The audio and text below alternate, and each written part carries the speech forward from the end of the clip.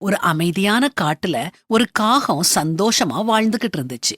ஒரு நாள் ஒரு குளத்துல ஒரு கொக்கு நிக்கிறத பாத்துச்சு.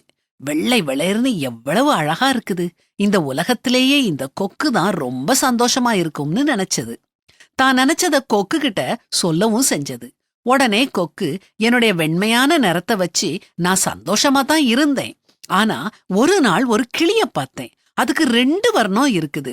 உடல் பச்சையாவும் மூக்கு சிவப்பாவும் ரொம்ப அழகா இருக்குது. அதுதான் சந்தோஷமா இருக்கும்னு நினைக்கிறேன்னு சொல்லுச்சு. உடனே காகம் கிளிய பார்க்க பறந்து போச்சு.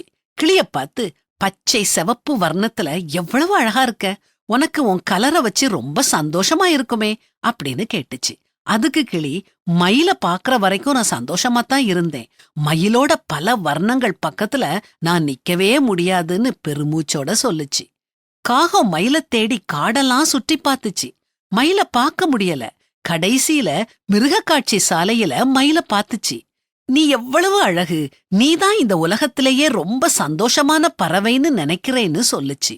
அதுக்கு மயில், ஏன் அழகுனால எனக்கு நேர்ந்த கதிய பாத்தியா? என்னைய பிடிச்சு அடைச்சி வச்சிருக்கிறாங்க. எனக்கு உன்னைய பார்க்க பொறாமையா இருக்குது.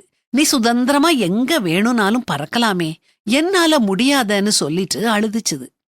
இந்த கதையில வர்ற எல்லா பறவைகளுமே ஒவ்வொரு விதத்துல அழகுதான். ஆனா தன்னுடைய அழகுல சந்தோஷப்படாம அடுத்த பறவைய பார்த்து ஒவ்வொன்னும் பொறாமப்படுது. நாம எப்படி இருக்கிறோம்? அடுத்தவங்க தோற்றம், பதவி, அந்தஸ்த பார்த்து நாம பொறாமப்படுறோமா? பொறாமையோ எலும்புரிக்கின்னு வேதாகமத்துல வாசிக்கிறோம். நாம ஒவ்வொருத்தரும் ஒவ்வொரு விஷயத்துல அழகானவங்க, திறமசாலிங்க. அத நினைச்சு சந்தோஷமா வாழுவோம்.